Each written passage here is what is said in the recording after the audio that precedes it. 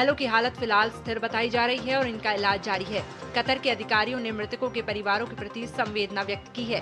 भारत का दूतावास भी मामले पर नजर रखे हुए है और प्रभावित लोगों की मदद कर रहा है। मृतकों के शव जल्द भारत भेजने की प्रक्रिया भी शुरू हो चुकी है। लियोनेल मेसी के रिकॉर्ड प्रदर्शन की बदौलत अर्जेंटीना ने फीफा विश्व कप में ऑस्ट्रिया को 2-0 से हराकर टूर्नामेंट में लगातार दूसरी जीत दर्ज की। इस जीत के साथ अर्जेंटीना ने नॉकआउट दौर में जगह बना ली है। विश्व चैंपियन अर्जेंटीना ने मैच की शुरुआत से ही आक्रामक खेल दिखाया। मिडफील्ड पर नियंत्रण और तेज आक्रमण के दम पर टीम ने ऑस्ट्रिया को लगातार दबाव में रखा।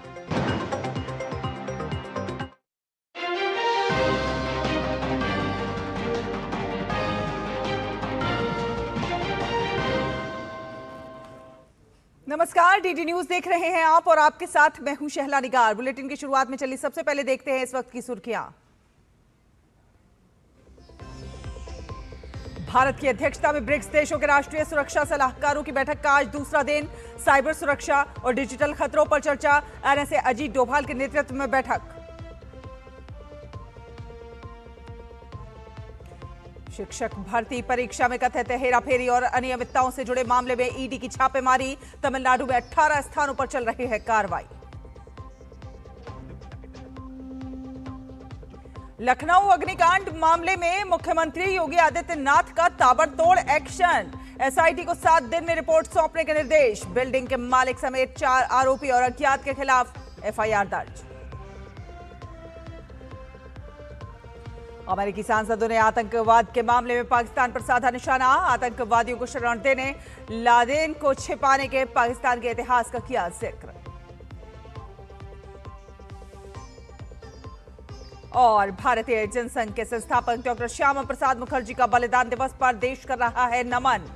पीएम मोदी ने कहा, उनके आदर्शों और मूल्यों से प्रेरणा लेते हुए विकसित भारत के निर्माण का लें संकल्प।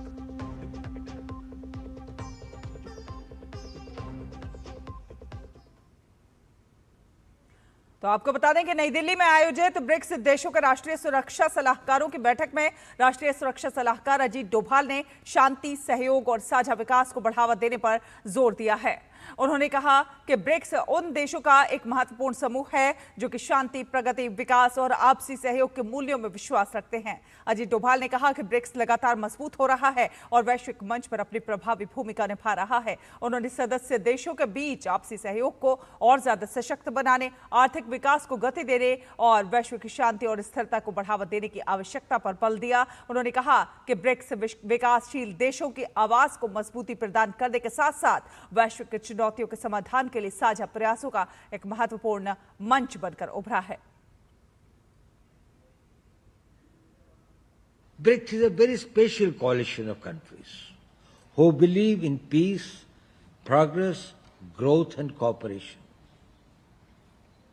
And I'm happy to see that it is gaining strength day by day. And friends, it is no ordinary grouping. It is the home of 4.1 billion people. That constitutes nearly 49% or half of the global population. और कल बैठक के इतर राष्ट्रीय सुरक्षा सलाहकार अजीत डोभाल ने कई देशों के अपने समकक्षों से मुलाकात कर आपसी हितों के विषयों पर चर्चा की। राष्ट्रीय सुरक्षा सलाहकार अजीत डोभाल ने नई दिल्ली में ब्राजील के बहुपक्षीय और राजनीतिक मामलों के सचिव कार्लोस केजेंडे से मुलाकात की और दोनों पक्षों ने ब्रिक्स ढांचे के तहत भारत और ब्राजील के बीच जारी सहयोग का स्वागत किया और द्विपक्षीय संबंधों की प्रगति की भी समीक्षा की। और इसके साथ ही ईरान की सर्वोच्च राष्ट्रीय सुरक्षा परिषद के रक्षा मामलों के उप सचिव गदीर निजामीपुर ने राष्ट्रीय सुरक्षा सलाहकार अजीत डोभाल से मुलाकात की। निजामीपुर ब्रिक्स देशों के राष्ट्रीय सुरक्षा सलाहकारों की 16वीं बैठक में भाग लेने के लिए नई दिल्ली आए हैं। विदेश मंत्रालय ने एक्स पोस्ट पर दोनों नेताओं की बैठक की जानकारी साझा की। विदेश मंत्रालय के प्रवक्ता रणधीर जायसवाल ने एक्स पोस्ट पर बताया कि बैठक के दौरान दोनों पक्षों ने पश्चिम एशिया में जारी मौजूदा हालात की समीक्षा की और क्षेत्रीय घटनाक्रमों पर विचारों का आदान प्रदान किया। और इसके साथ ही ब्रिक्स राष्ट्रीय सुरक्षा सलाहकारों की 16वीं बैठक के इतर राष्ट्रीय सुरक्षा सलाहकार अजीत डोभाल ने इथियोपिया के राष्ट्रीय खुफिया और सुरक्षा विभाग के विश्लेषण विभाग के कार्यकारी निदेशक मिलियन लेमा तादेसे से मुलाकात की। दोनों पक्षों ने भारत इथियोपिया रणनीतिक साझेदारी को और ज्यादा मजबूत बनाने और सुरक्षा और खुफिया सहयोग को गहरा करने के विभिन्न क्षेत्रों पर विचार विमर्श किया। राष्ट्रीय सुरक्षा सलाहकार अजीत डोभाल ने नई दिल्ली में ब्रिक्स एनएसए बैठक के दौरान चीन के विदेश मंत्री वांग यी से मुलाकात की और इस मुलाकात में दोनों देशों के बीच रिश्तों में हाल ही में हुए सुधार की समीक्षा की गई और आगे संबंधों को सामान्य बनाने पर सहमति भी जताई गई। विदेश मंत्रालय ने बताया कि बातचीत सकारात्मक और रचनात्मक रही। अजीत डोभाल ने कहा कि भारत और चीन के बीच स्थिर और अच्छे संबंध दोनों देशों के भरोसे और समझ को मजबूत करते हैं।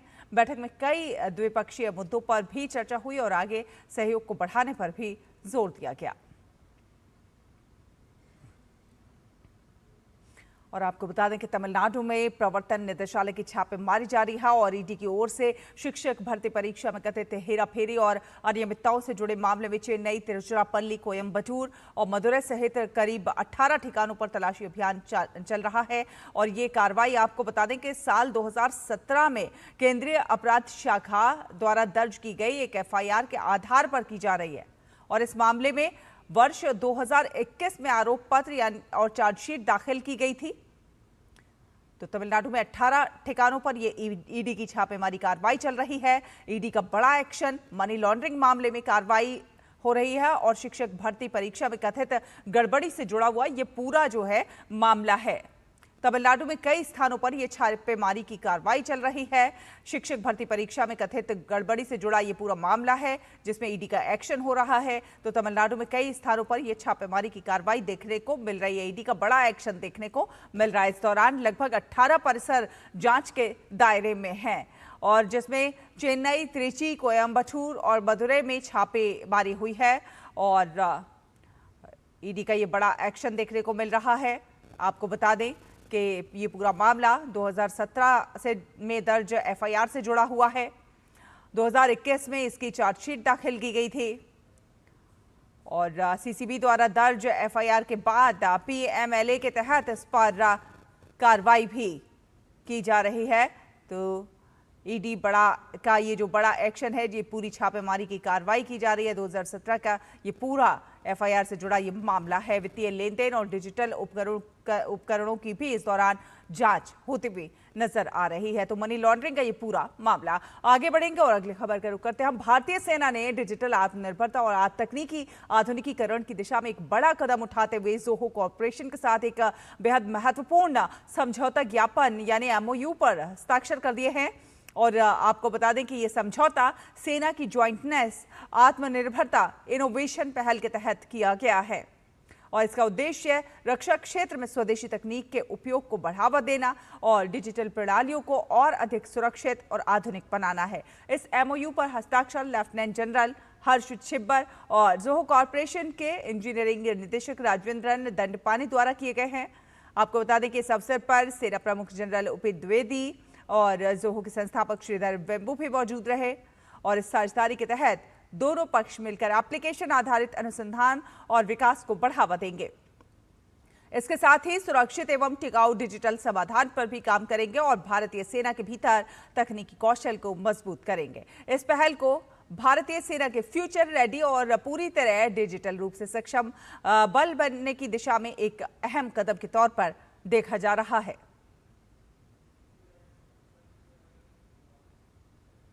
तो समझौते से क्या कुछ फायदा होगा ये आपको बताने की कोशिश करते हैं। ग्राफिक्स के जरिए आपको समझाते हैं कि इस समझौते से आखिर क्या कुछ फायदा होता है वो नजर आएगा। तो सेना की डिजिटल जो प्रणाली है वो कहीं ना कहीं इस समझौते से मजबूत होती हुई नजर आएगी। नए डिजिटल समाधान विकसित होते हुए नजर आएंगे। तो ये समझौता बेहद महत्वपूर्ण और इस समझौते से कई फायदे होते हुए नजर आएंगे। भारतीय सेना ने डिजिटल आत्मनिर्भरता और तकनीकी आधुनिकीकरण की दिशा में ये बेहद महत्वपूर्ण कदम उठाया है। सेना की क्षमता बढ़ाने पर इसमें जोर रहेगा। समझौते से कई फायदे होते हुए नजर आएंगे। स्वदेशी तकनीक को बढ़ावा मिलता हुआ नजर आएगा। ज्वाइंटनेस, सेना की ज्वाइंटनेस आत्मनिर्भरता और इनोवेशन पहल के तहत ये पूरा समझौता हुआ है। ज्वाइंटनेस और आत्मनिर्भरता में जोर रहेगा। इसमें भारतीय सेना का जोहो के साथ ये एमओयू साइन हुआ है। और देश में दवाओं की गुणवत्ता और सुरक्षा को लेकर केंद्रीय औषधि मानक नियंत्रण संगठन यानी कि CDSCO लगातार निगरानी कर रहा है। मई 2026 की ताजा जांच रिपोर्ट में 159 दवा नमूने तय मानकों पर खरे नहीं उतरे हैं। आपको बता दें कि एक रिपोर्ट के मुताबिक केंद्रीय प्रयोगशालाओं में 46 और राज्य की प्रयोगशालाओं में 113 दवा नमूनों को गुणवत्ता के मानकों से कम पाया गया है। हालांकि CDSCO ने स्पष्ट किया है कि ये निष्कर्ष केवल जांच किए गए विशेष बैचों तक सीमित है और इससे उसी दवा के बाजार में उपलब्ध अन्य बैचों की गुणवत्ता पर कोई सामान्य निष्कर्ष नहीं निकाला जाना चाहिए। रिपोर्ट में असम से एक नकली दवा यानी कि स्प्यूरियस दवा का मामला सामने आया था और जांच में पाया गया कि एक अनधिकृत निर्माता ने किसी अन्य कंपनी के ब्रांड का नाम इस्तेमाल कर ये दवा बनाई थी। मामले की जांच की जा रही है और दोषियों के खिलाफ औषधि एवं प्रसाधन सामग्री अधिनियम तथा नियमों के तहत कानूनी कार्रवाई की जाएगी। CDSCO का ये कहना है कि राज्य औषधि नियामकों के साथ मिलकर ऐसी दवाओं की नियमित पहचान की जा रही है ताकि उन्हें बाजार से हटाकर लोगों तक सुरक्षित और गुणवत्तापूर्ण दवाएं पहुंचाई जा सकें। तो दवाओं पर CDSCO जो है वो सख्त होता हुआ नजर आ रहा है। दवाओं की गुणवत्ता पर ये ताज़ा रिपोर्ट जारी की गई है। CDSCO की मई 2026 की ये ताज़ा रिपोर्ट है जिसमें ये पूरा मामला सामने आया है। दवाओं की गुणवत्ता और सुरक्षा को लेकर पूरी निगरानी बरती जा रही है और जो नकली दवाएं हैं उसे बाजार से हटाने की बात की जा रही है। 159 जो है दवा नमूने जो थे वो मानकों पर खरे उतरते नजर नहीं आए। 46 नमूने केंद्रीय प्रयोगशालाओं में फेल हो गए हैं। तो 46 नमूने जो है केंद्रीय प्रयोगशालाओं में फेल हो गए हैं। 113 नमूने राज्य प्रयोगशालाओं में फेल होते हुए नजर आए हैं। तो दवाओं की गुणवत्ता पर यह ताज़ा रिपोर्ट जारी की गई है। आपको बता दें कि केवल विशेष बैचों पर यह निष्कर्ष जो है लागू है। सारी दवाओं पर इस निष्कर्ष को अभी लागू नहीं किया जा रहा है। ये पूरा मामला असम से निकला। असम में नकली स्प्यूरियस दवा का मामला सामने आया और नकली दवा में दूसरे ब्रांड का नाम इस्तेमाल करके अवैध रूप से जो है ये ब्रांड का नाम इस्तेमाल करके दवा बेची जा रही थी। मामले की जांच और कानूनी कार्रवाई इस पर जारी है ताकि नकली दवाएं जो हैं आमजन तक ना पहुंचे, उनकी आमजन जो है उसकी सेहत के साथ कोई खिलवाड़ होता हुआ नजर ना आए। तो राज्य नियामकों के साथ मिलकर जांच जारी है। बाजार से खराब और नकली दवाएं हटाने का उद्देश्य है कि ताकि आमजन की सेहत को किसी तरह का कोई नुकसान होता हुआ नजर ना आए। आगे बढ़ेंगे और बात करेंगे कि भारत ने संयुक्त राष्ट्र में HIV एड्स पर उच्च स्तरीय बैठक में अपना राष्ट्रीय वक्तव्य प्रस्तुत किया। भारत के स्थायी प्रतिनिधि पार्वथा नेनी हरीश ने बैठक में देश की ओर से संबोधन दिया। उन्होंने कहा कि भारत 2030 तक एड्स को एक सार्वजनिक स्वास्थ्य समस्या के रूप में खत्म करने के लिए पूरी तरह प्रतिबद्ध है। India aligns itself with the spirit of global solidarity reflected in the draft political declaration and welcomes the efforts undertaken to forge consensus on a forward-looking and action-oriented outcome. As we approach the 2030 deadline, the global HIV response stands at a critical juncture. While remarkable progress has been achieved over the past 2 decades, persistent inequalities, financing constraints, and emerging global challenges continue to threaten these gains. We therefore support the declaration's renewed commitment to ending AIDS as a public health threat by 2030 and sustaining progress beyond. फिलहाल एक छोटा सा break, आप देखते रहिए DT news. खाने में मेरी क्वीन के लिए क्या है? किंग मटर पनीर, किंग बैगन भरता, king veg pulao, king palak paneer kofta. ये सब किंग क्यों? क्योंकि ये सब बना है MDH किचन किंग से आपका बॉस। MDH किचन किंग, असली किचन किंग। MDH मेरी पसंद, मेरी पसंद, मेरी पसंद, मेरी पसंद, हमारी पसंद, हम सबकी पसंद। मजबूत देश का मजबूत सरिया हो गया स्टील। ब्रेक के बाद स्वागत है आपका। आप देख रहे हैं डीडी न्यूज। आपको बता दें कि देश के सबसे प्रतिष्ठित नागरिक सम्मानों में से एक पद्म पुरस्कारों के वितरण के दूसरे चरण का आयोजन आज होने जा रहा है। राष्ट्रपति द्रौपदी मुर्मू आज शाम 5 बजे दूसरे नागरिक अलंकरण समारोह में इस वर्ष के विभिन्न प्रतिष्ठित व्यक्तियों को पद्म पुरस्कार प्रदान करेंगी। इससे पहले पिछले महीने राष्ट्रपति ने राष्ट्रपति भवन में आयोजित पहले नागरिक अलंकरण समारोह में 66 प्रतिष्ठित व्यक्तियों को पद्म पुरस्कार प्रदान किए थे। इस वर्ष राष्ट्रपति ने 5 पद्म विभूषण, 13 पद्म भूषण और 113 पद्मश्री पुरस्कारों सहित कुल 131 पद्म पुरस्कारों को स्वीकृति दी है। ये प्रतिष्ठित नागरिक सम्मान कला, सामाजिक कार्य, सार्वजनिक मामलों, विज्ञान और इंजीनियरिंग, व्यापार और उद्योग, चिकित्सा, साहित्य और शिक्षा, खेल और नागरिक सेवा जैसे विभिन्न क्षेत्रों में दिए जाते हैं। पद्म विभूषण असाधारण और विशिष्ट सेवा के लिए, पद्म भूषण उच्च कोटि की विशिष्ट सेवा के लिए और पद्मश्री किसी भी क्षेत्र में विशिष्ट सेवा के लिए प्रदान किए जाते हैं।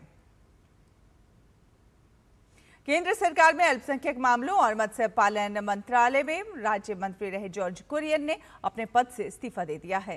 राष्ट्रपति द्रौपदी मुर्मू ने उनका इस्तीफा स्वीकार कर लिया है। जॉर्ज कुरियन का राज्यसभा कार्यकाल इसी महीने समाप्त हो रहा था और हाल ही में बीजेपी ने उन्हें दोबारा राज्यसभा के लिए उम्मीदवार नहीं बनाया था। इसके बाद से उनके मंत्री पद छोड़ने की अटकलें तेज थी।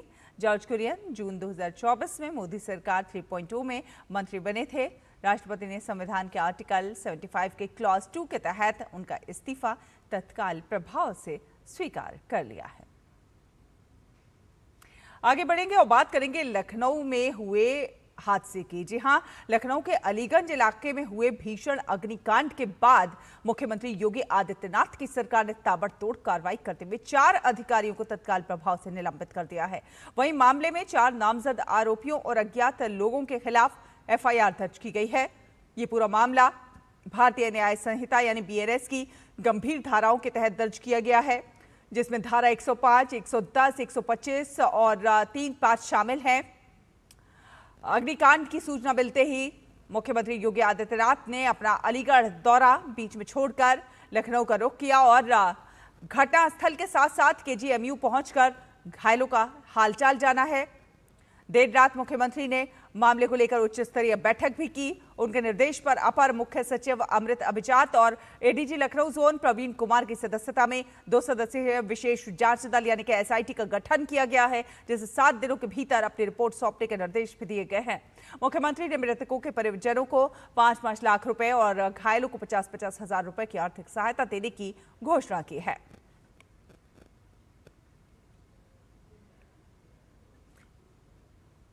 तो लखनऊ के अलीगंज इलाके की एक इमारत में लगी आग से हुई जनहानि के बाद मुख्यमंत्री योगी आदित्यनाथ की सरकार ताबड़तोड़ एक्शन के मूड में नजर आ रही है और ताबड़तोड़ एक्शन हो रहा है। लखनऊ अग्निकांड मामले में एक्शन में योगी सरकार है। आपको बता दें, सीएम की अधिकारियों के साथ हाई लेवल मीटिंग हुई है। बैठक में राहत बचाव कार्यों की समीक्षा की गई है। सीएम ने 2 सदस्यीय एसआईटी का भी गठन कर दिया है। 2 सदस्यीय एसआईटी का गठन किया है सीएम ने और 7 दिन के भीतर एसआईटी को रिपोर्ट सौंपने के निर्देश भी दिए गए हैं। तो एक्शन में योगी सरकार है। लखनऊ अग्निकांड को लेकर किसी भी दोषी को बख्शा नहीं जाएगा। आपको बता दें कि जली हुई बिल्डिंग का सीएम ने खुद जायजा लिया है। सीएम ने अपने कार्य रोककर वो तुरंत लखनऊ पहुंचे थे।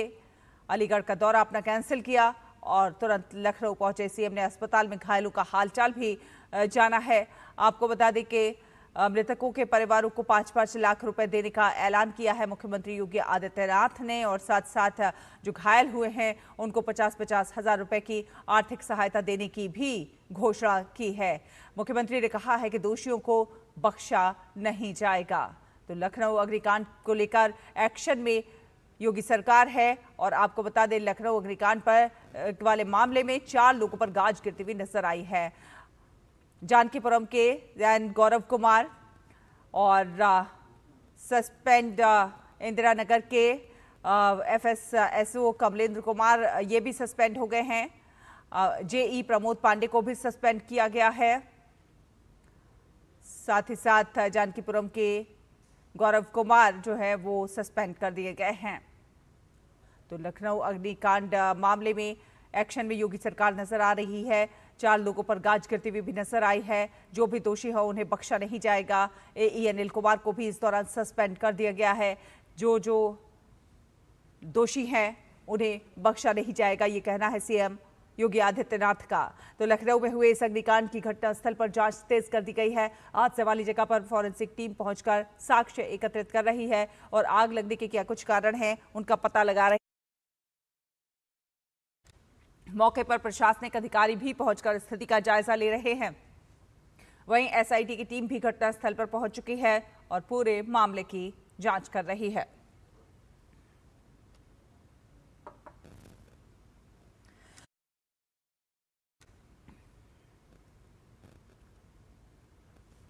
लखनऊ के अलीगंज में हुए इस भीषण अग्निकांड के बाद इमारत को लेकर कई पुराने रिकॉर्ड और प्राधिकरण की कार्रवाई पर भी सवाल खड़े हो रहे हैं। जानकारी के अनुसार जिस भवन में आग लगी उसे साल 1980 में लॉटरी के जरिए विजय कुमार को किराया क्रय पद्धति पर दिया गया था। बाद में ये भवन उनके नाम हो गया और 2005 में उनके और उनकी पत्नी के नाम इसका विक्रय विलेख हुआ। इसके बाद साल 2013 में ये इमारत वीरेंद्र प्रताप शुक्ला और सुरेंद्र प्रताप शुक्ला को बेच दी गई। 2014 में लखनऊ विकास प्राधिकरण ने इनके नाम पर नामांतरण भी पूरा कर दिया और उसी साल भवन का आवासीय नक्शा भी स्वीकृत किया गया। लेकिन बाद में इस भवन में अवैध निर्माण की बात सामने आई और इस पर लखनऊ विकास प्राधिकरण ने 2016 में ध्वस्तीकरण का आदेश जारी किया। हालांकि हैरानी की बात यह रही कि कुछ ही समय बाद करीब 2 महीने के अंदर ही इस आदेश को वापस ले लिया गया और अब उसी प्रक्रिया और पूरे फैसले को लेकर कई सवाल खड़े हो रहे हैं कि आखिर कार्रवाई के बाद यह आदेश वापस क्यों लिया गया और क्या कहीं इसमें कोई लापरवाही हुई है। वहीं दूसरी ओर कल रात दिल्ली के मौलाना आजाद मेडिकल कॉलेज के पीछे जो वाल्मीकि बस्ती है, तकिया कालेखा इलाके की कुछ एक झुग्गियों में भीषण आग लग गई और जिसके बाद आधी रात को फायर कंट्रोल रूम को हादसे की जानकारी दी गई। फायर कर्मियों ने कड़ी मशक्कत के बाद आग पर पूरी तरह से काबू पा लिया। शुरुआती जांच में किसी के हताहत होने की कोई जानकारी नहीं है। पता ये चला है कि इस इलाके में बड़ी मात्रा में लकड़ी का सामान और टेम्परेरी स्ट्रक्चर होने की वजह से ये आग तेजी से फैल गई। हम वहाँ बैठे हुए थे सामने, तो हमने लपटे हुए देखी उठती हुई, तो हम इधर की तरफ भागे, आन के देखा तो यहाँ पर आग लग रही थी। बिल्डिंग में 8 जने एक फंसे हुए थे, अंडरग्राउंड उसमें से रास्ता था सर, उसमें से वो 8 जने निकाले गए। फिर बाहर आ गए तो सिलेंडर फटने लगे सर। फिर आग बढ़ती गई भड़क नहीं, कोई दिक्कत नहीं। फिर सर फ़ोन करा, उसके 5 मिनट बाद ही एम्बुलेंस और फायर ब्रिगेड दोनों चीज़ आ गई है। 23:22 पे हमारे फायर कंट्रोल रूम में सूचना मिली थी कि मौलाना आज़ाद मेडिकल कॉलेज के पीछे कुछ झुग्गियों में आग है। तुरंत ही इस पे 7 से 8 गाड़ियाँ भेजी गई, परंतु जैसे जैसे फायर की इंटेंसिटी को देखा गया उसके हिसाब से गाड़ियों की संख्या जो है वो इंक्रीज़ करी गई और आग को पूरी तरह से काबू में कर लिया गया है और स्टॉप मैसेज इसका दे दिया गया है। और इसमें प्राथमिक जानकारी के अनुसार जो है किसी के हताहत होने की सूचना अभी हमारे पास उपलब्ध नहीं है। और कतर के रास लाफान में एलएनजी गैस प्लांट में भीषण धमाके में 12 भारतीय नागरिकों समेत कई लोगों की मौत हो गई है और इस घटना में कई लोग घायल भी हुए हैं। घायलों की हालत फिलहाल स्थिर बताई जा रही है और उनका इलाज चल रहा है। कतर के अधिकारियों ने इस घटना की पुष्टि की है और मृतकों के परिवारों के प्रति संवेदना जताई है। भारत का दूतावास भी मामले पर पूरी नजर रखे हुए है और प्रभावित लोगों की मदद कर रहा है। साथ साथ मृतकों के शव जल्द भारत भेजने की प्रक्रिया भी की जा रही है। कतर में हुए इस हादसे पर विदेश मंत्री डॉक्टर एस जयशंकर ने सोशल मीडिया प्लेटफॉर्म एक्स पर पोस्ट करते हुए लिखा है कि कतर के रास लाफान इंडस्ट्रियल सिटी में हुए धमाके में भारतीय नागरिकों समेत कई लोगों की मौत और घायल होने की खबर से गहरा दुख हुआ है। जैसे जैसे और जानकारी मिल रही है, हमारा दूतावास कतर के अधिकारियों के संपर्क में है और इस हादसे से प्रभावित भारतीय नागरिकों के परिवारों तक पहुंचकर उन्हें मदद पहुंचाने की कोशिश कर रहा है। हमारी संवेदनाएं और प्रार्थनाएं पीड़ितों और उनके परिवारों के साथ हैं।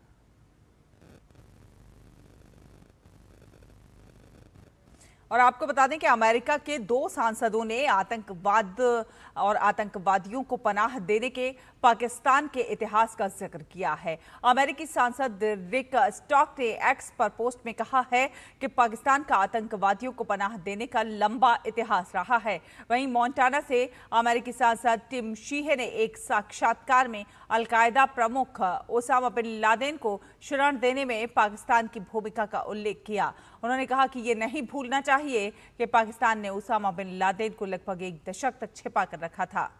उसने अपनी खुफिया एजेंसी ISI के माध्यम से आयतुल्लाह शासन को भी वित्तीय सहायता प्रदान की। अमेरिका के 2 सांसदों ने आतंकवादियों को पनाह देने के पाकिस्तान के इतिहास का जिक्र किया है। अमेरिकी सांसद रिक स्टॉक ने एक्स पर पोस्ट में कहा है कि अब तक सबको ये स्पष्ट हो जाना चाहिए कि पाकिस्तान आतंकवादियों को पनाह देता है।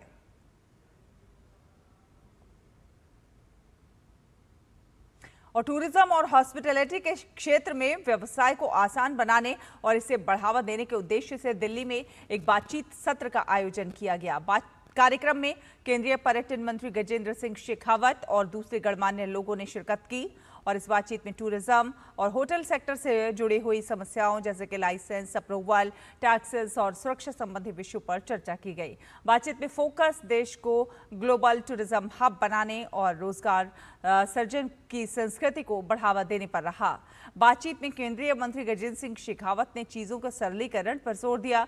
पर्यटन क्षेत्र में आने वाली चुनौतियों को आसानी से समझकर उनका समाधान निकालने के उद्देश्य से ऐसे सत्रों का आयोजन किया जाता है। माननीय प्रधानमंत्री जी हमेशा ही व्यापार, व्यवसाय और लोगों के जीवन में किस तरह से ईज ऑफ डूइंग बिजनेस और ईज ऑफ लिविंग आए, इसको लेकर के निरंतर साधना रहते हैं। व्यापार व्यवसाय में सरकार के लाइसेंसेस को, सरकार के जो है सरकारी प्रक्रियाओं को कैसे सरल बना करके उनके संकटों का समाधान कर सकते हैं, इसके ऊपर निरंतर उनका आग्रह रहता है। आज जो चर्चा हुई है, ये चर्चा आने वाले समय में 30 तारीख की नीति आयोग के साथ की बैठक और उसके बाद में पॉलिसीज को ट्वीक करके हम कैसे सुगमता और अधिक व्यापार व्यवसाय में ला सकते हैं, इसको सुनिश्चित करेंगे। और आपको बता दें कि आज जनसंघ संस्थापक और प्रखर राष्ट्रवादी डॉक्टर श्यामा प्रसाद मुखर्जी की पुण्यतिथि है। देश आज अपने इस महान सपूत को नमन कर रहा है। प्रधानमंत्री नरेंद्र मोदी ने डॉक्टर श्यामा प्रसाद मुखर्जी को याद करते हुए अपने एक्स संदेश में कहा है कि मैं डॉक्टर श्यामा प्रसाद मुखर्जी को उनके बलिदान दिवस पर श्रद्धांजलि अर्पित करता हूं। वे एक महान देशभक्त, विद्वान और राजनेता थे जिन्होंने अपना जीवन भारत के विकास के लिए समर्पित किया। उनका अटूट संकल्प, साहस और राष्ट्रीय हित के प्रति समर्पण पीढ़ियों को प्रेरित करता रहेगा। डॉक्टर मुखर्जी का बलिदान हमारी स्मृति में सदैव बना रहेगा। हम उनके आदर्शों और उनके मूल्यों से प्रेरणा लेते हुए एक सशक्त, समृद्ध और विकसित भारत के निर्माण के अपने संकल्प को पुनः दृढ़ करें। ऐसा भारत जिसकी सेवा के लिए उन्होंने अपने अंतिम सांस तक काम किया। केंद्रीय गृह मंत्री अमित शाह ने भी अपने एक्स पोस्ट के माध्यम से डॉक्टर श्यामा प्रसाद मुखर्जी के योगदान के बारे में बताया। अमित शाह ने लिखा कि देश की एकता और अखंडता के प्रखर उपासक, जनसंघ के संस्थापक डॉक्टर श्यामा प्रसाद मुखर्जी जी के बलिदान दिवस पर उन्हें कोटि कोटि नमन। सांस्कृतिक राष्ट्रवाद के अग्रदूत डॉक्टर श्यामा प्रसाद मुखर्जी ने जहां कश्मीर में 2 विधान, 2 प्रधान और 2 निशान का मुखर विरोध किया, तो वहीं बंगाल भारत का ही हिस्सा रहे, इसके लिए भी संघर्ष किया। आज उनकी जन्मभूमि राष्ट्र प्रथम का संकल्प लेकर देश की सुरक्षा और अपनी विरासत की रक्षा की दिशा में आगे बढ़ रही है। कश्मीर से लेकर बंगाल तक राष्ट्र निर्माण के एक सूत्र में बंधकर ये देश उनके पद चिन्हों पर आगे बढ़ता रहेगा। डॉक्टर श्यामा प्रसाद मुखर्जी के बलिदान दिवस के अवसर पर बीजेपी के कार्यालय में उनकी प्रतिमा पर पुष्प गुच्छ अर्पित किए गए। बीजेपी के राष्ट्रीय अध्यक्ष नितिन नवीन ने श्रद्धा सुमन अर्पित किए हैं और इस मौके पर उन्होंने कहा कि डॉक्टर मुखर्जी ने 1951 में जिस जनसंघ की स्थापना की थी, उसी सोच के साथ आज 14 करोड़ बीजेपी कार्यकर्ता आगे बढ़ रहे हैं। भारतीय जनसंघ के संस्थापक डॉक्टर श्यामा प्रसाद मुखर्जी के बलिदान दिवस के मौके पर देश भर में जगह जगह पर अनेक कार्यक्रम हो रहे हैं और इस मौके पर दिल्ली स्थित शहीदी पार्क में डॉक्टर श्यामा प्रसाद मुखर्जी को श्रद्धासुमन अर्पित किए गए। दिल्ली बीजेपी की तरफ से आयोजित इस कार्यक्रम में प्रदेश संगठन महामंत्री पवन राणा, अध्यक्ष हर्ष मल्होत्रा, सीएम रेखा गुप्ता सहित कई प्रदेश इकाई के तमाम लोग शामिल हुए और इस मौके पर सीएम रेखा गुप्ता ने पार्क में वृक्षारोपण भी किया। गौरतलब है कि राष्ट्र की एकता, अखंडता और स्वाभिमान के लिए उनका संघर्ष और बलिदान हमेशा प्रेरणा स्रोत है। इस मौके पर सीएम रेखा गुप्ता ने कहा कि श्यामा प्रसाद मुखर्जी वो पहले व्यक्ति थे जिन्होंने राष्ट्र प्रथम की नींव रखी, जिसने भारतीय जनता पार्टी को एक बीज रूप में धरती में डाला और आज एक बड़े वट वृक्ष के रूप में भारतीय जनता पार्टी पूरे देश को छांव दे रही है। वो व्यक्तित्व एक पूरा युग थे, हम सब तो केवल क्षण मात्र हैं। वो व्यक्तित्व पूरी की पूरी किताब थे, हम तो उनके जीवन से जितनी प्रेरणा लें उतनी कम है। वो व्यक्तित्व वो थे जिन्होंने राष्ट्र प्रथम, जिसे आज हम हर जगह यूज करते हैं, हर जगह कहते हैं कि हम सब राष्ट्र प्रथम की भावना से काम कर रहे हैं, उस राष्ट्र प्रथम के मायने क्या होते हैं वो आदरणीय श्यामा प्रसाद मुखर्जी जी ने हमें सिखाया। और आपको बता दें, अगर हम बात करते हैं आपातकाल की, तो आपातकाल भारत के इतिहास का सबसे काला अध्याय रहा है। 21 महीने तक रही इमरजेंसी के उस दौर में कई मासूम लोगों ने भी बर्बर तानाशाही के जुल्म सहे थे। दक्षिण भारतीय फिल्म अभिनेत्री स्नेहलता रेड्डी भी उन्हीं लोगों में से एक थी जो कि इमरजेंसी की बलि चढ़ गई थी। आपातकाल के दौरान स्नेहलता को जेल में डाल दिया गया था, उन्हें मारा पीटा जाता था। जेल में स्नेहलता रेड्डी को अंतहीन यातनाएं दी जाती थी, प्रताड़ित किया जाता था। स्नेहलता की जो कहानी है आपातकाल के दौरान सत्ता के दमन, अन्याय और मानवाधिकार के उल्लंघन की दर्दनाक दास्तान है जो कि इतिहास के पन्नों में दर्ज हो गई है।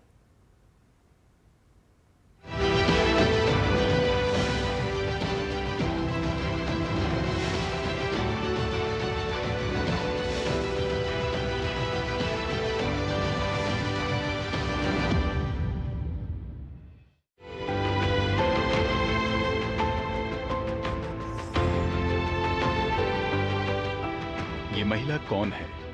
हम में से अधिकांश लोग इन्हें नहीं पहचानते होंगे, क्योंकि इनकी कहानी देश की नई पीढ़ी से हमेशा छिपाई गई है।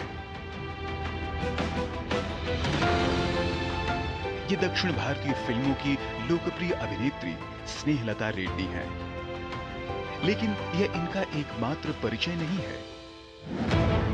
स्नेहलता रेड्डी आज से 50 साल पहले इस देश पर थोपी गई बर्बर तानाशाही का एक ऐसा प्रतीक है जिनके बारे में हर किसी को जानना चाहिए।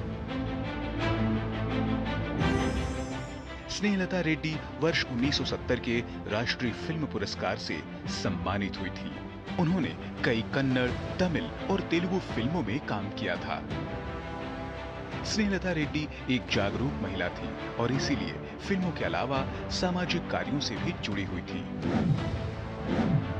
जब 1975 में तत्कालीन पीएम इंदिरा गांधी ने आपातकाल की घोषणा की तो वो इस फांसीवाद के विरुद्ध सड़कों पर उतर गई।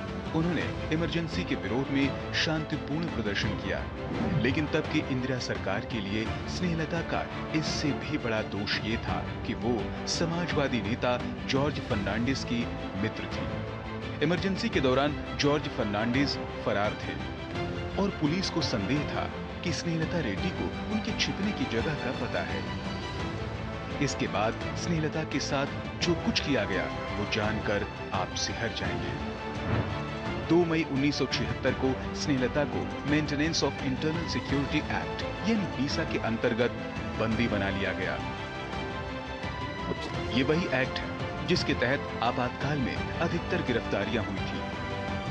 बेंगलुरु जेल में उन्हें ऐसी कोठरी में रखा गया जहां एक व्यक्ति भी कठिनाई से रह पाता। पत्रकार कुलदीप नैयर ने अपनी पुस्तक इमरजेंसी रिटोल्ड में बताया है कि जेल में स्नेहलता की कोठरी में पेशाब घर की जगह पर कोने में एक छेद बना हुआ था और दूसरे छोर पर लोहे का एक जालीदार दरवाजा लगा था। कन्नड़ की इस प्रख्यात अभिनेत्री को जेल के फर्श पर सोकर कई रातें बितानी पड़ी। पूरे 8 माह तक स्नेहलता रेड्डी को जेल में प्रताड़नाएं दी गई। जेल में रहते हुए स्नेहलता रेड्डी ने एक डायरी लिखी थी, जिसे कर्नाटक मानवाधिकार समिति ने 1977 में अ प्रिजन डायरी के नाम से प्रकाशित किया था। इसमें जेल में अपने ऊपर हुए अत्याचारों का विवरण देते हुए स्नेहलता ने लिखा, जैसे ही एक महिला अंदर आती है, उसे बाकी सभी के सामने नग्न कर दिया जाता है। जब किसी व्यक्ति को सजा सुनाई जाती है तो उसे पर्याप्त सजा दी जाती है। क्या मानव शरीर को भी अपमानित किया जाना चाहिए? इन विकृत तरीकों के लिए कौन जिम्मेदार है? आपातकाल में देश के अधिकांश विपक्षी नेताओं को जेल में डाल दिया गया था। इनमें अटल बिहारी वाजपेयी और लाल कृष्ण आडवाणी भी थे। उन्हें भी बेंगलुरु की जेल में ही रखा गया था। स्नेहलता रेड्डी की कालकोठरी जेल में उनके बगल में ही थी। अटल बिहारी वाजपेयी और लाल कृष्ण आडवाणी ने बाद में बताया था कि कारावास के समय उन्हें किसी महिला की चीखने की आवाज सुनाई देती थी। बाद में पता चला कि वह कन्नड़ अभिनेत्री स्नेहलता रेड्डी थी। उसी जेल में बंद मधु दंडवते ने लिखा है कि रात को स्नेहलता की हृदय भेदी चीखी मेरे सिर तक आती थी। मैं सोचता था यदि ईश्वर है तो उसे यह अधर्म क्यों नहीं दिखता। छोटे बच्चों सी सरलता और चपलता से भरपूर इस कलाकार को जिस बेदर्दी से मार डाला गया, उसे याद करके आज भी रोंगटे खड़े हो जाते हैं। स्नेहलता अस्थमा रोगी थी, फिर भी जेल में उन्हें उपचार नहीं दिया गया, बल्कि उल्टा कठोर यातनाएं बढ़ा दी गई। ये बातें उन्होंने ही मानवाधिकार कार्यकर्ताओं को बताई थी। जब उनकी हालत दिन ब दिन बिगड़ने लगी, 8 महीने बाद 15 जनवरी 1977 को उन्हें पेरोल पर रिहा कर दिया गया। रिहाई के सिर्फ 5 दिन बाद ही स्नेहलता रेड्डी का हार्ट अटैक से निधन हो गया। स्नेहलता पर आरोप लगाया गया था कि वो डायनामाइट से दिल्ली के संसद भवन और अन्य मुख्य इमारतों को उड़ाना चाहती थी, जो बाद में साबित नहीं हो सका। यानी झूठे आरोपों में स्नेहलता को गिरफ्तार कर प्रताड़ित किया गया और उन्हें मौत के मुंह में धकेल दिया गया। स्नेहलता अकेली नहीं, ऐसी कई युवतियां और युवक थे जिनका इमरजेंसी के नाम पर अंत कर दिया। स्वतंत्र भारत ने इससे पहले न ऐसा फांसीवाद देखा, न इसके बाद।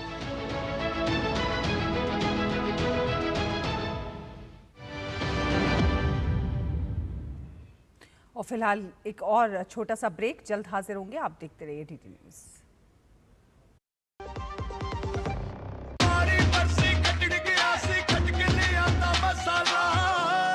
केड़ा मसाला ओए? छोलिए दा या लोबिए दा? पंजाबी छोले दा या पिंडी चने दा?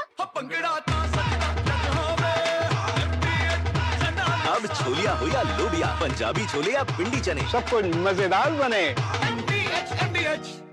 जब धरती चीर कर निकलता है लोहे का पत्थर और मिलता है मोंगिया के जोश से, फिर तपता है, पिघलता है और बनता है फौलाद।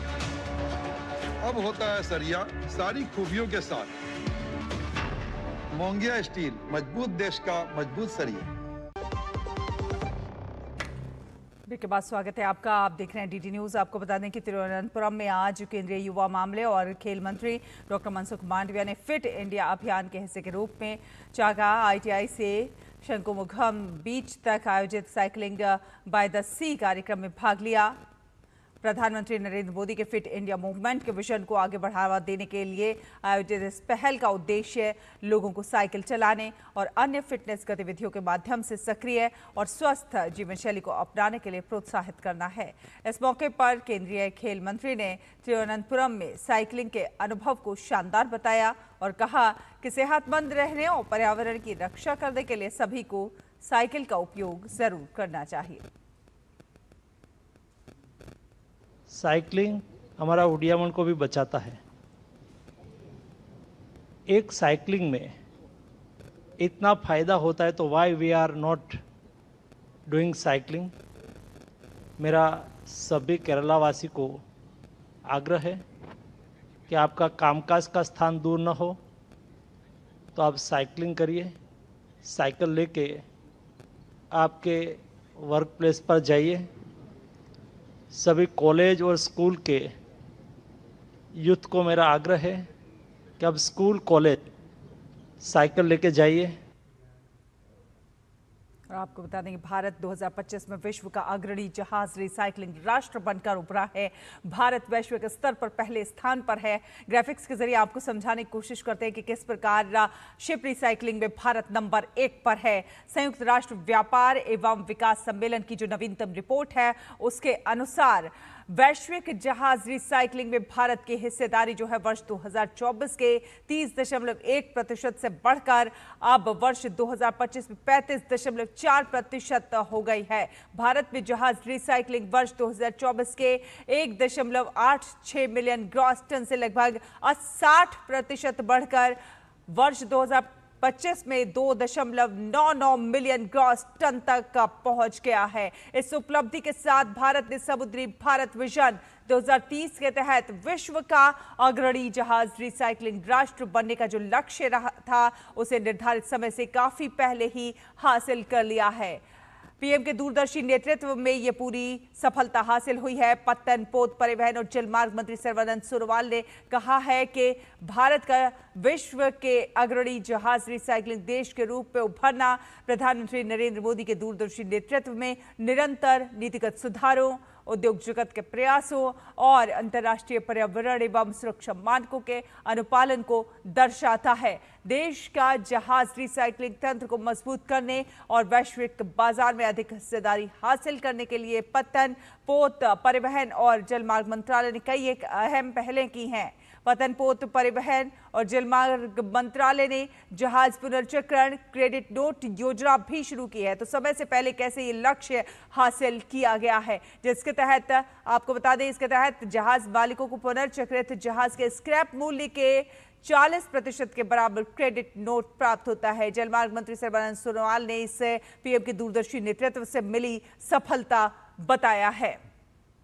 आगे बढ़ेंगे और अंतर्राष्ट्रीय खबरों का रुख करेंगे। ईरान अमेरिका अंतरिम शांति समझौते के बावजूद इजराइल ने दक्षिणी लेबनान में अपनी सैन्य कार्रवाई जारी रखने के संकेत दिए हैं। इजरायली प्रधानमंत्री और रक्षा मंत्री और सेना प्रमुख ने संयुक्त बयान में कहा है कि सेना इजरायली नागरिकों और सैनिकों की सुरक्षा के लिए खतरों को निष्क्रिय करने, उग्रवादी ढांचे को नष्ट करने और दक्षिणी लेबनान में सुरक्षित क्षेत्र को बनाए रखने का काम जारी रखेगी। गौरतलब है कि अमेरिका ईरान अंतरिम समझौते में लेबनान सहित सभी मोर्चों पर शत्रुता समाप्त करने का प्रावधान है, लेकिन इजराइल के ताजा बयान से इस क्षेत्र में तनाव जो है वो पूरी तरह खत्म होता हुआ नजर नहीं आता। अमेरिकी राष्ट्रपति डोनाल्ड ट्रंप ने ब्रिटेन के प्रधानमंत्री कीर स्टारमर की आलोचना करते हुए कहा कि वो विंस्टन चर्चिल जैसे नेता नहीं हैं। ट्रंप का आरोप है कि ईरान के साथ संघर्ष के दौरान स्टारमर ने अमेरिका का समर्थन नहीं किया, जिससे ब्रिटेन की वैश्विक नेतृत्व क्षमता कमजोर हुई है। व्हाइट हाउस में पत्रकारों से बातचीत के दौरान ट्रंप ने कहा कि इस मुद्दे और रक्षा सहयोग को लेकर मतभेदों के कारण दोनों देशों के संबंधों में तनाव आया है। उन्होंने दावा किया कि स्टारमर के इस रुख का उनके घरेलू राजनीतिक समर्थन पर भी नकारात्मक असर पड़ा है। वहीं ऊर्जा नीति और आर्थिक चुनौतियों को लेकर स्टारमर की सरकार पहले से ही आलोचनाओं का सामना कर रही है, जिससे उन पर राजनीतिक दबाव बढ़ता जा रहा है। और इजरायली प्रधानमंत्री बेंजामिन नेतन्याहू के उस रुख पर अमेरिकी राष्ट्रपति डोनाल्ड ट्रंप का कहना है कि वो इस मामले को बहुत ही जल्द निपटा देंगे। उन्होंने खुद को एक प्रॉब्लम सॉल्वर बताया है और कहा है कि मैं प्रॉब्लम को बहुत तेजी से सॉल्व करता हूं। राष्ट्रपति ट्रंप का ये बयान बेंजामिन नेतन्याहू के उस बयान के बाद आया जिसमें उन्होंने कहा कि इजरायली सेना लेबनान में बनी रहेगी। और गाजा में सोमवार को इजरायली हमले में एक 16 वर्षीय स्कूली छात्रा की मौत हो गई। रगत हसन अशूर नाम की ये छात्रा अपने 11वीं कक्षा के परीक्षा केंद्र की ओर जा रही थी जब रिबाल इलाके की एक व्यस्त सड़क पर हुए विस्फोट की चपेट में आ गई। परिजनों का कहना है कि धमाका अचानक हुआ और लड़की की मौके पर ही मौत हो गई। घटना के बाद इलाके में अफरा तफरी मच गई। वहीं इजरायली सेना ने बयान में कहा है कि हमला हमास के एक कथित सदस्य को निशाना बनाकर किया गया था। हालांकि सेना ने यह भी माना है कि उसे इस बात की जानकारी है कि इस कार्रवाई में स्थानीय नागरिक भी प्रभावित हो सकते हैं। स्थानीय आपात सेवा ने बताया कि उसी क्षेत्र में 3 अन्य लोग घायल हुए हैं और आसपास के इलाकों में भारी नुकसान देखा गया है। ये घटना उस लंबे समय से चले आ रहे इजराइल गाजा संघर्ष के बीच हुई है, जो कि अक्टूबर 2023 में बड़े पैमाने पर हिंसा भड़काने के बाद लगातार जारी है। और अब खबरें देखेंगे फुटबॉल विश्व कप से जुड़ी हुई।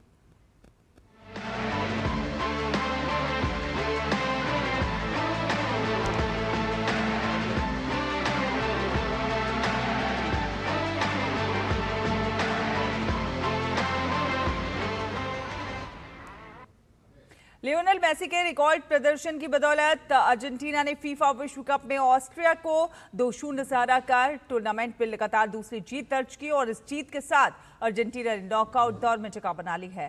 डैलस में खेले गए ग्रुप जे के मुकाबले में कप्तान मेसी एक बार फिर टीम की जीत के नायक बने और अपने दोनों गोलों से इतिहास भी रच दिया।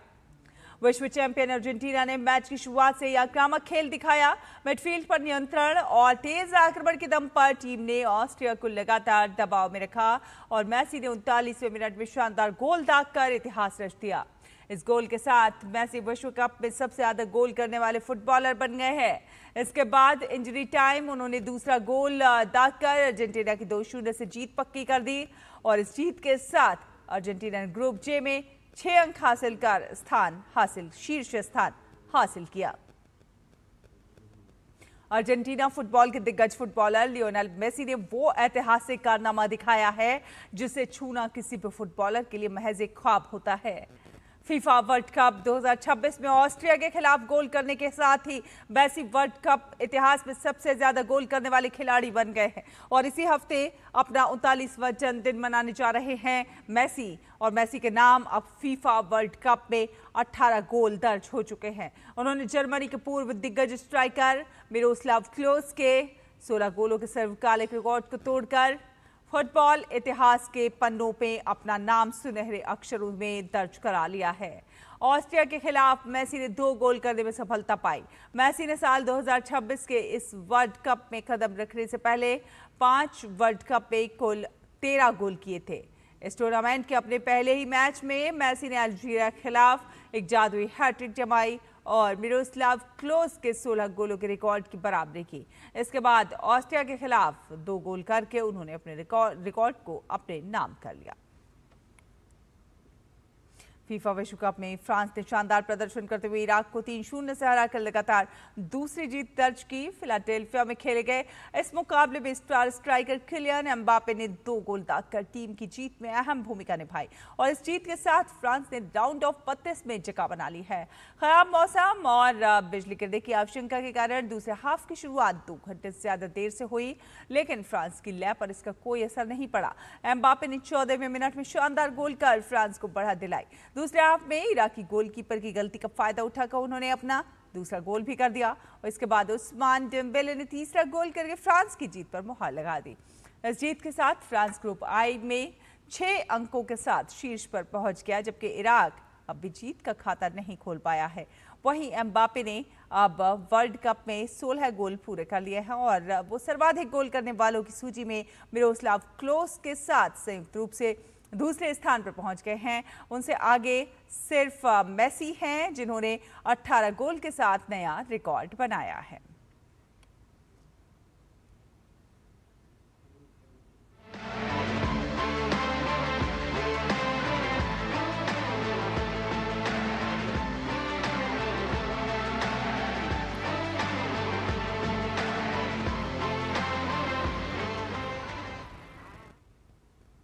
और ओलंपिक चैंपियन नीदरलैंड्स के विरुद्ध रोमांचक जीत से आत्मविश्वास से भरी भारतीय पुरुष हॉकी टीम आज FIH प्रो लीग के लंदन चरण के शुरुआती मैच में चिर प्रतिद्वंदी पाकिस्तान के विरुद्ध जीत की लय को बनाए रखने की कोशिश करेगी। भारत और पाकिस्तान 2024 में चीन के लोहनबुर में हुए एशियाई चैंपियंस ट्रॉफी मुकाबले के बाद पहली बार एक दूसरे का सामना करेंगे। उस मैच में कप्तान हरमनप्रीत सिंह के 2 गोल की बदौलत भारत ने 2-1 से जीत हासिल की थी। भारत ने रोटरडम में 4 में से 2 मैच जीते। टीम ने दुनिया की दूसरे नंबर की टीम नीदरलैंड्स को 3-2 से हराया। भारत को दूसरी जीत मौजूदा विश्व चैंपियन और दुनिया की 5वें नंबर की टीम जर्मनी के विरुद्ध मिली और अन्य 2 मैच में भारत को हार का सामना करना पड़ा। और आज अंतर्राष्ट्रीय ओलंपिक दिवस है और इस अवसर पर केंद्रीय युवा मामले एवं खेल मंत्री डॉक्टर मनसुख मांडविया ने देशवासियों को शुभकामनाएं दी हैं। सोशल मीडिया पोस्ट एक्स पर किए गए पोस्ट में उन्होंने लिखा है कि सभी को ओलंपिक दिवस की हार्दिक शुभकामनाएं। आज हम उत्कृष्टता, मित्रता और सम्मान जैसे ओलंपिक मूल्यों का उत्सव मना रहे हैं जो दुनिया भर में लाखों लोगों को प्रेरित करते हैं। प्रधानमंत्री नरेंद्र मोदी जी के नेतृत्व में भारत खेलों के क्षेत्र में अभूतपूर्व क्रांति का साक्षी बन रहा है। ये परिवर्तन हमारे खिलाड़ियों को सशक्त बना रहा है और प्रत्येक नागरिक को खेलों को जीवन शैली का हिस्सा बनाने के लिए प्रेरित कर रहा है। तो खेलों को जड़ से मजबूती देने, दुनिया को खेल के माध्यम से जोड़ने और युवाओं को खेल की ओर अग्रसर करने के लिए अंतर्राष्ट्रीय ओलंपिक दिवस हर साल मनाया जाता है और हर साल इसकी थीम अलग होती है, लेकिन उद्देश्य सिर्फ एक, यानी खेल को आगे लाना है। विश्व को जोड़ने में खेल की अपनी एक अलग भूमिका है। एक मंच पर आकर हर देश न केवल दूसरे देश की सभ्यता को समझता है, बल्कि पीपल टू पीपल कांटेक्ट की अवधारणा को भी बल मिलता है। ऐसे में इस कड़ी में अंतर्राष्ट्रीय ओलंपिक दिवस की अपनी विशेषता है। अंतर्राष्ट्रीय ओलंपिक दिवस 23 जून को हर साल मनाया जाता है, जिसका उद्देश्य खेल, स्वास्थ्य और एकजुटता को बढ़ावा देना तथा बिना किसी भेदभाव के सभी को खेलों में भाग लेने के लिए प्रेरित करना है। अंतर्राष्ट्रीय ओलंपिक दिवस का इतिहास। इस दिवस की शुरुआत अंतर्राष्ट्रीय ओलंपिक समिति द्वारा 1948 में की गई थी। 23 जून 1894 को पेरिस में अंतर्राष्ट्रीय ओलंपिक समिति की स्थापना हुई और आधुनिक ओलंपिक खेलों को पुनर्जीवित किया गया। पहला ओलंपिक दिवस 23 जून 1948 को मनाया गया था। अंतर्राष्ट्रीय ओलंपिक दिवस का महत्व। ये दिवस इस विचार को बढ़ावा देता है कि कड़ी मेहनत से खेलों में कुछ सफलता की कहानियों के साथ कुछ बेहतरीन परिणाम प्राप्त किए जा सकते हैं। अंतर्राष्ट्रीय ओलंपिक दिवस 2026 की थीम। अंतर्राष्ट्रीय ओलंपिक दिवस 2026 की थीम आइए आगे बढ़े हैं, जिसका उद्देश्य लोगों के बीच खेल की ताकत का एहसास कराना, साथ ही शारीरिक फिटनेस के फायदे को सामने लाना है। इस वर्ष का संदेश है कि आप ये कर सकते हैं, जो खासकर युवाओं को खेल में भाग लेने के लिए न सिर्फ प्रोत्साहित करता है, बल्कि उसमें सफलता हासिल करने का विश्वास भी दिलाता है। Sports desk, TD news. और 23 जून 1985 एक ऐसी तारीख है जिसे दुनिया के विमानन और आतंकवाद के इतिहास में कभी भुलाया नहीं जा सकता है। और इस दिन एयर इंडिया की फ्लाइट 182, जिसे कि कनिष्क के नाम से जाना जाता था, उसको अटलांटिक महासागर ऊपर हवा में बम से उड़ा दिया गया था और इस भयावह हमले में 329 लोगों की जान चली गई थी। अब ये अब तक का सबसे घातक विमानन आतंकवादी हमला था, जिसमें सबसे अधिक कनाडा के नागरिक मारे गए थे और इस घटना के पीछे खालिस्तानी आतंकवादियों का हाथ था, जिन्होंने ऑपरेशन ब्लू स्टार का बदला लेने के लिए यह पूरा हमला किया था।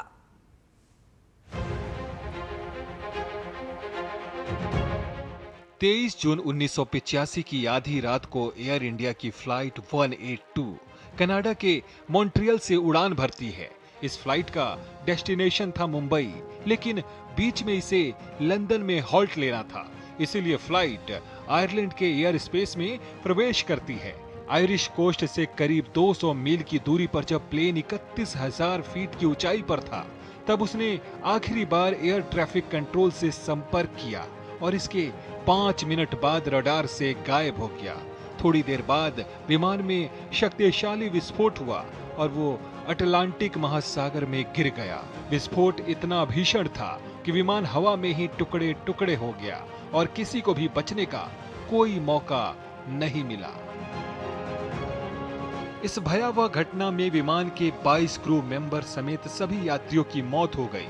80 से अधिक बच्चों समेत 329 लोगों के लिए अटलांटिक उस दिन कब्रगाह बन गया। इनमें 268 कनाडाई नागरिक, 27 ब्रिटिश नागरिक और 22 भारतीय नागरिक शामिल थे।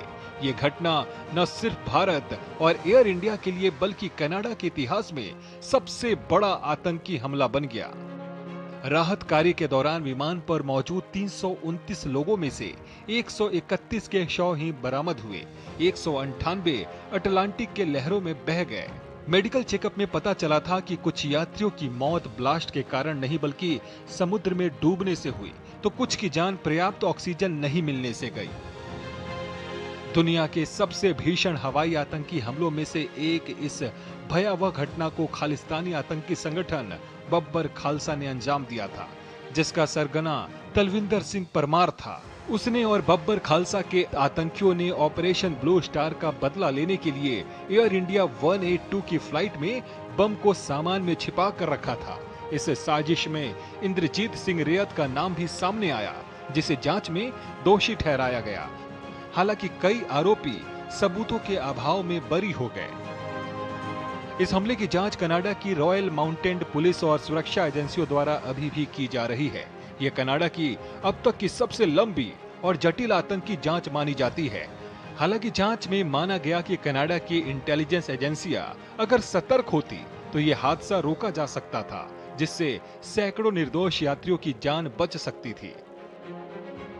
आज भी हर वर्ष 23 जून को आयरलैंड के कॉर्क काउंटी के तट पर स्थित आहकिस्ता गांव में जहां ये घटना घटी थी, वहां इस हमले में मारे गए लोगों की याद में बने स्मारक स्थल पर अपनों को याद करने और श्रद्धांजलि देने के लिए दुनिया भर से उनके परिजन इकट्ठे होते हैं। एयर इंडिया 182 विमान हादसा इतिहास में सबसे बड़े आतंकवादी हमले में से एक था। एयर इंडिया की घटना आतंकवाद के वैश्विक चेहरे को उजागर करने वाला एक काला अध्याय है। इस हादसे ने दुनिया को ये एहसास कराया कि आतंकवाद का खतरा कितना बड़ा हो सकता है और इसके लिए सख्त कदम उठाने की जरूरत है। Bureau report, DD news. इसी के साथ इस बुलेटिन में फिलहाल इतना ही। डीडी न्यूज पर खबरों का सिलसिला लगातार जारी रहेगा। आप देखते रहिए डीडी न्यूज। नमस्कार।